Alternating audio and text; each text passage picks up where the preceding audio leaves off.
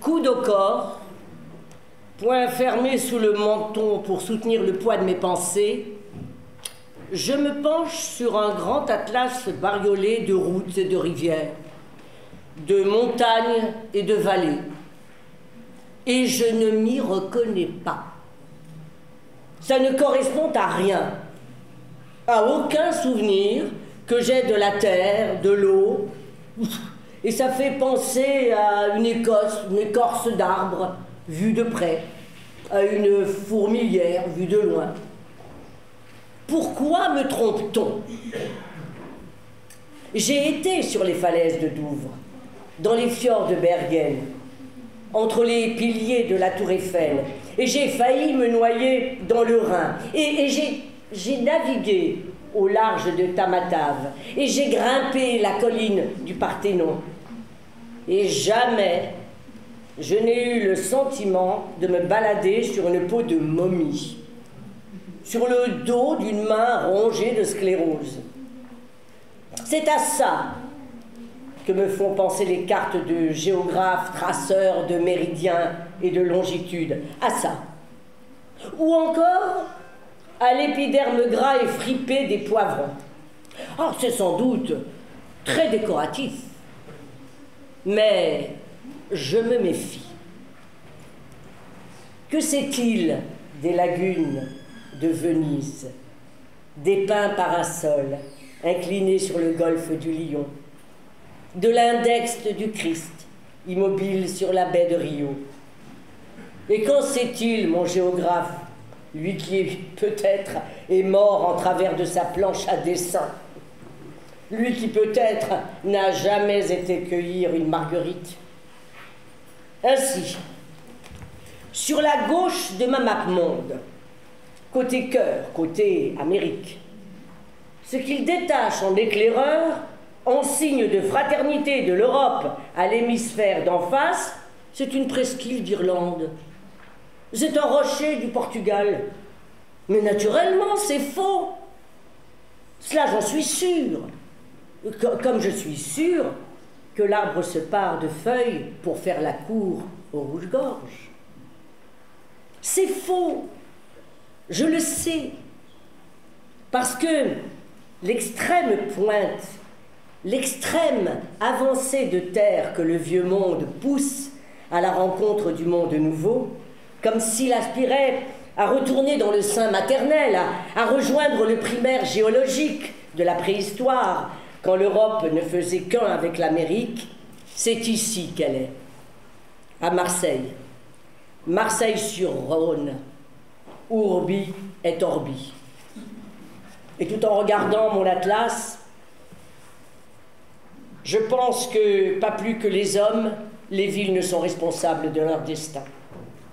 Avec son boulevard central, si semblable à n'importe quel boulevard de n'importe quelle ville de province, avec ses bas quartiers aux inépuisables relents de peste et de mort aux rats, Marseille n'était désignée en rien pour devenir le cap de Bonne-Espérance de l'Europe.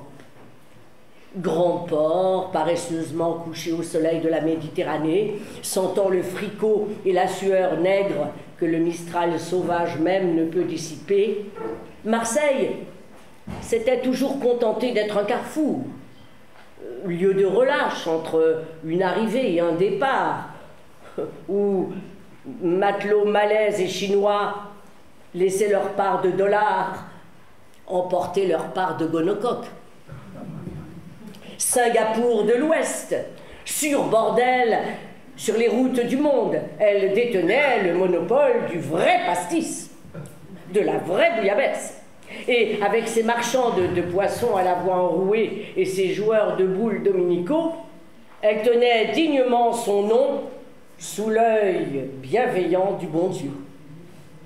Et voici qu'à la suite de toutes sortes de perturbations dont on connaît ou on ne connaît pas le déroulement, les navires ne touchent plus quai à la Joliette. Le pastis est interdit. La bouillabaisse, introuvable. Les marchandes de poissons sont tout à fait à faune. Les maisons closes, sérieusement. Seules les parties de boules, tant qu'il reste des boules, rappellent l'ancien climat. Mais par contre, Marseille a été promue au rôle de suprême tremplin d'où ce que l'Europe compte de plus authentiquement humain espère s'élancer au-dessus de la vaste pièce d'eau de l'Atlantique. Seul grand port laissé libre, relativement libre, la cité phocéenne s'est vue élevée au destin unique de l'unique observatoire resté intact et de ce promontoire providentiel, une humanité traquée, pris face aux 49 étoiles de la constellation. Il est doux, étant homme, de participer au destin des hommes. Il est doux, la guerre étant, de payer chacun sa pinte de bon sang vermeil. Loin d'être un mythe démocratique, la loi égale pour tous, quand bien même elle consisterait à trépasser de peste écarlate, tient aux sources mêmes des rapports sociaux. Mourir sous les décombres de sa maison, ou sur le versant d'une tranchée, ou encore sous les 12 balles d'un peloton d'exécution, l'acceptation, en somme passive, d'un destin qui tout à l'heure sera peut-être celui de Pierre, de Paul, implique pour une grande part un ineffable sentiment de justice. Affect hors de tout rapport avec le code criminel ou la peur du gendarme. Parce que si indiciblement misérable que soit le lot de la femme, de l'enfant, dont la vie saigne sur le noir tranchant d'un éclat d'obus, ce lot est tout de même à la mesure de notre destin, puisque aussi bien les hommes n'ont pas encore appris à fonder une humanité. Parce que, quel que soit le rôle de l'individu dans la hiérarchie sociale, celui-ci se sent avant tout membre de la cité, solidaire des autres membres de son groupe, responsable des lois qui régissent le monde. Nul n'a vraiment désir d'échapper à la loi commune. Nul n'en a en tout cas le pouvoir.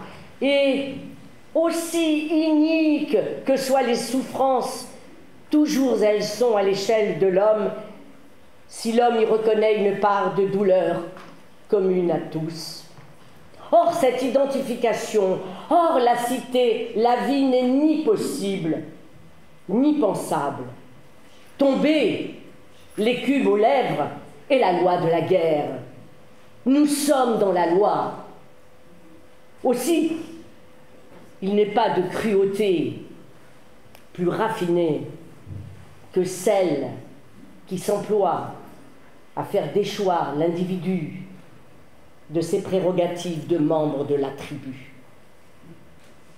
Et les gens à qui on ôte le droit de crever fraternellement sous les décombres de la maison commune et que l'on met au banc de la cité et que l'on met hors la loi, hors l'espérance, hors la mort, que veut-on qu'ils deviennent, sinon le remords, sinon le silice de l'humanité? C'est déraciner, c'est extirper de leur lieu natal, traînant chacun son fardeau de conscience universelle. Ces hommes de rien ont pourtant fait la gloire de l'Europe.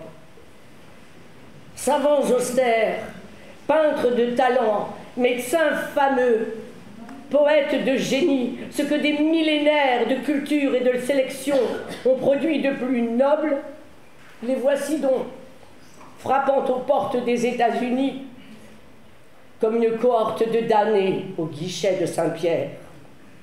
Ils étaient professeurs de neurologie à Vienne, astronomes à Varsovie, metteurs en scène à Berlin, physiciens à Amsterdam. Ils cultivaient les arts et les sciences et les métaphysiques avec un amour et une piété sans égale. Et maintenant, ils sont là, debout, dans un méchant veston,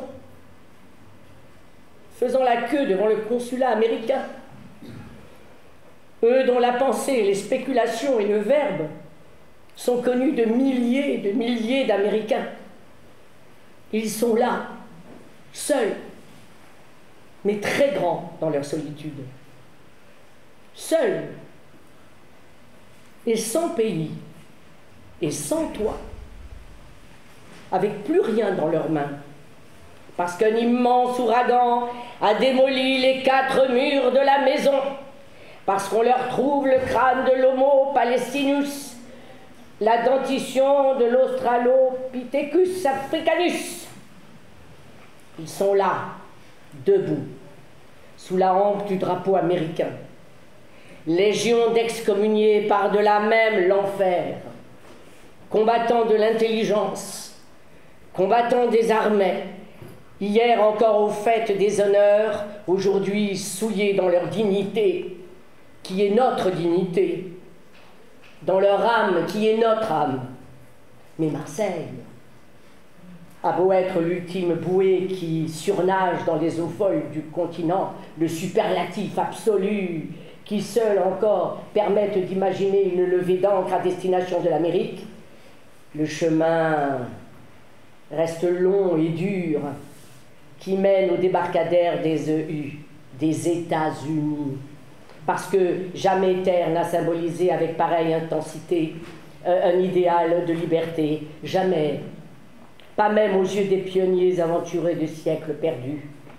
De Portland à Galveston, de San Diego à Seattle, tout au long de l'axe du 40e parallèle, qui depuis New York traverse d'outre en outre les EU, la grande république de Franklin et de Lincoln est devenue le point de mire de la patrie d'humanité. À tort ou à raison, tous ceux que les événements ont ravalés à l'état de paria y tournent le visage, espérant que là-bas est la délivrance, là-bas le refuge. Car si pour les migrants de jadis, l'Amérique signifiait richesse, pour les migrants d'aujourd'hui, elle concrétise un bien autrement précieux que l'or, la solidarité humaine. Et de fait, le sauvetage a lieu. Oh, sans doute bien lentement, au gré de ceux que la détresse empoigne à la gorge. Mais c'est que l'entreprise, on l'imagine, est difficile. La tempête fait rage. Le canot des rescapés ballotte sur la vague. Les câbles de transbordement se rompent qui ont été amorcés du navire USA au radeau des survivants. Des organisations comme The Emergency Rescue Committee, la HIAS, JCA, Immigration Association, la YMCA, the Unitarian Service Committee, les Quakers, etc., se dépensent sans limite, soutenus dans leur effort par de nombreuses personnes dont on ne saura jamais le désintéressement. Et devant le gris immeuble du consulat des EU à Marseille, silencieuse et grave, patiente, une foule que chaque jour qui se couche sur la vaste terre enlise un peu davantage dans l'irréparable, dans l'irrémédiable. Une foule depuis longtemps privée de sol, d'air et d'espace. Il faut vaincre quels obstacles, traverser quel purgatoire pour avoir raison des affidavits, des visas d'entrée, des visas de sortie, des visas de transit, des visas. Des navires chargés de vêtements, de lait condensé, de vitamines traversent l'Atlantique. Les pauvres, les faméliques journaux d'Europe se palbedèsent. Les écoliers du vieux monde ne grandiront pas les jambes torses, les bras décharnés, les poumons en lambeaux. Ah, mes petits enfants, le bon oncle Sam, le brave oncle Sam pense à vous. Il n'a pas pu empêcher la guerre, il voulait au moins que vous ne deveniez pas des esclaves ambulants. Je parcours les pauvres, les faméliques journaux d'Europe et je pense que c'est tant mieux pour les petits enfants, tant mieux pour l'oncle Sam. Et je pense tout à coup qu'il faut 9 mois pour faire un petit enfant. et 40 ans pour faire un homme. Qu'il faut des générations d'hommes de 40 ans pour faire un grand pianiste, un grand écrivain. Et je pense que l'on ne fera jamais assez, que vous ne ferez jamais assez pour ceux-là qui sont la noblesse de la lignée des hommes, car c'est un grand privilège, un grand honneur que d'avoir été choisi par le destin pour manifester face au monde ce qu'il y a de plus divinement éternel dans l'homme, la fraternité.